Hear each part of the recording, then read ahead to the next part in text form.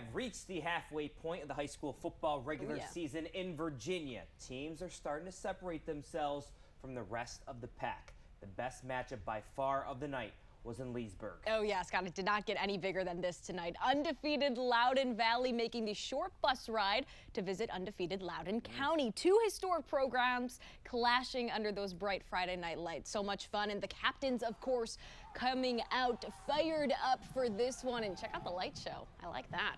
First half, Loudoun County with the ball. The handoff going to Montez Dyson. Great run, breaking through tackles, fighting his way down to the 6-yard line. And just a few plays later, it's Dyson once again. Great combination of patience and power right here. He is driving into the end zone for the score. The captain's defense also firing on all cylinders tonight. Lachlan Snyder getting to the Vikings QB for the sack. Loudoun County with the convincing win over Loudoun Valley tonight, 31-7. They move on to 7-0 on the season, Scott. That is a very good football team. Staying in Loudoun County, Heritage hosting Woodgrove. Heritage in red with the football. Connor Lynn back to pass, and he threads the needle to Brady Crimmins for the touchdown. What a play. Woodgrove battling back. The handoff is to Joey Rodolfi. Gets some good blocks and then does the rest himself, somehow escaping the defense, takes it all the way for the score. The Wolverines defeat the Pride 28-12, the final. Check out the speed. All right, in Reston, Virginia, South Lake's hosting Oakton. Yes, there was a dino invasion, Scott. Halloween coming a little early. This was a defensive battle early. Quarterback Jack Martin finding Dalen Jones over the middle. Cougars pounce first. They take an 8-0 lead after a successful 2-point conversion. Next offensive drive for South Lake's trying to get on the board before the half. Ball is up. And Max Barker of Oakton, he's there for the pig. And I'm going to say it. You got mossed, but there's some laundry on the ground. Barker called for the pass interference. Seahawks, they would settle for 3, though. It's Nick Bertoni, good from north of 30 yards. And it was the spark the offense needed. South Lakes wins 24-21. All right, private school clash. St. Stephen's and St. Agnes battling Annapolis area Christian. Bug on the lens, not on your TV. Annapolis area on the move. Grant Dietrich rolling out and his pass is picked off. Saints defense keeping the Eagles off the board. The ensuing drive, Anthony Youngblood looking like Kyler Murray, throwing backside, excuse me, and finds Walker Ferry. Touchdown Saints. Second quarter, more from Youngblood. Here, he will elude the rush. He's impressive. Yep, watch this, and gets outside the pocket, finding Gabriel Murphy wide open in the end zone. Not enough, though. St. Stephen's and St. Agnes falls 20-13. Gotta love a quarterback. All right, let's head to Yorktown, where it wasn't the Pats' night. Trailing 24-zip to West Springfield. Spartans looking for more fourth quarter here. Dylan Wickham muscling his way in from a few yards out. Touchdown West Springfield. It's 31-0. But the Pats wouldn't be shut out on the ensuing possession. Offense going right down the field. Quarterback Samson Schneider throwing a beautiful pass to Sammy Kaiser in stride. To the end zone he goes. That's a touchdown for Yorktown, but that's as close as they get tonight. Final score 31-7 Spartans. All right, we're just getting started here on 7 News on Your Sideline. We're going to take a trip to Montgomery County. Oh yeah, one of my favorite matchups of the night. Seneca Valley and Northwest battling in a Friday night showdown. Find out which team picked up that W. Welcome back to 7 News on Your Sideline. Before Quince Orchard turned into a football powerhouse, well, there was Seneca Valley. Yeah. That was the big bully in Montgomery County. And don't forget, those Screaming Eagles, that's a program that has 12 state titles. It's a lot, Natalie. A storied program for sure, but 2002 was the last time they hoisted that state championship trophy. Tonight, Seneca Valley trying to win a different kind of trophy, the King's Trophy, for their rivalry game with Northwest. Seneca Valley trying to get their first win over Northwest since 2015. Northwest in white. Opening drive, quarterback Jaden Von Pranchan Nelson going deep, and this might be the catch of the year. One-handed grab in stride by Jacob Whitfield. Woo! Jags strike first. Next, Northwest possession. How about a little razzle-dazzle? Von Pranchan Nelson letting one fly again. This time into the wide-open arms of Chris Tangelo.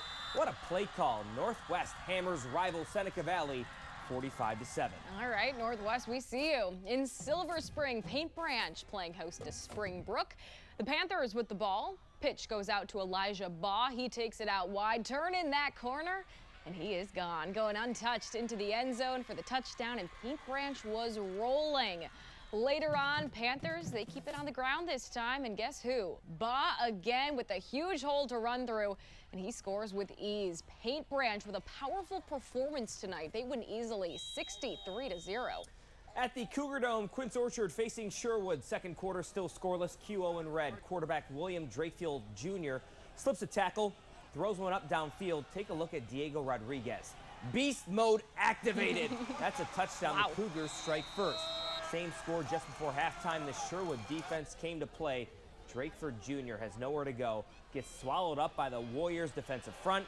This is a terrific football game. QO holds on for the 35-28 win. QO doing QO things. Let's go to Wheaton, where the Knights were hosting the Watkins Mill Wolverines. Second quarter, Watkins Mill looking to get something going, but that pass picked off by Wheaton. And this Knight knows the way to glory. See you later. He takes it all the way back for the touchdown. Good for him. Meantime, more problems for Watkins Mill. The ensuing kickoff. It gets muffed. Wheaton there to pounce on the ball. They recover it and go on to victory. 32-18, your final score. At Blake High School, the Bengals taking on Magruder first half. Wilton Cameron back to pass all sorts of time. Looking for his guy, Ethan Crawford, makes a sensational grab in the back of the end zone for the score. 7-0 Bengals. That was just the beginning, Natalie. Okay, Cameron give me more. Passing again. This time, it's Anthony Jackson on the receiving end. Touchdown, Blake. One more for good measure. They're making it look easy. Cameron to Armani Folks on the slant. Weaves his way for 6 more. Blake wins big over Magruder, 49-7. And we're not done just yet. There was another big matchup tonight in the WCAC conference. Oh yeah, 2 teams trying to get an important win. Good Counsel and DeMatha. We'll tell you which team is celebrating a big victory tonight. That's 7 News on Your Sideline rolling on here. The non-conference portion of the schedule is over for WCAC teams. From here on out, you have those conference matchups to close out the regular season. Oh yeah, and pay attention to DeMatha, Scott. This team is on fire. The Stags 5-0, and listen to this. Their closest win this season was by 16 points. Wow. DeMatha on the road tonight facing Good Counsel, and this game was a heavyweight defensive battle. Get your popcorn ready. 4th and 1 for DeMatha. They're going for it. But the Falcons defense coming up big, stopping the Stags to regain possession. But, well, the Stags, they would eventually break through. Take a look. Will Grace back to pass, and he's looking deep. LeVar Keys coming down with that ball in the end zone for the game's only score. When we told you it was a defensive battle, we weren't kidding. DeMatha outlasting Good Counsel, 7-0 the final. All right, let's go to Old Spingarn in D.C. for Ron Brown battling Phelps. The Monarchs' first possession, and Davion Brown can't handle the snap. Loose football bounces right back into Gabriel Wiggins, who's coasted in for the touchdown. Just like that, it's 7-zip Phelps. The Monarchs fight back. Brown on the quarterback keeper, and he gets to the pylon and scores for Ron Brown, 7-6 Phelps. Panthers respond.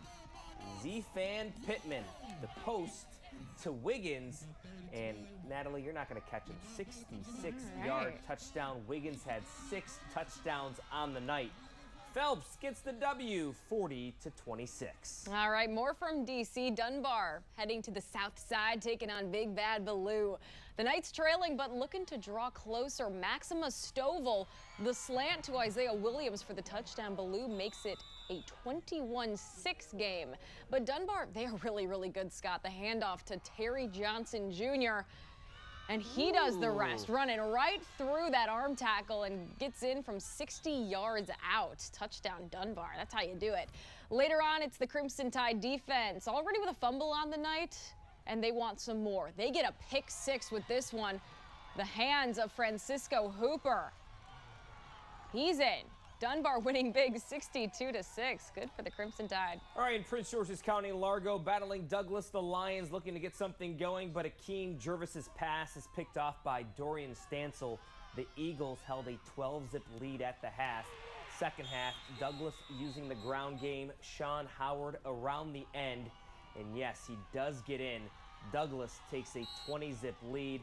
Lions' bright spot here comes near the end. Nigel Trice will get the interception in the end zone, holding off an Eagles score, but Douglas wins this one 20 to zip. So thank you so much for joining us, everybody, on 7 News at 11 o'clock. All right, have a great weekend, everyone.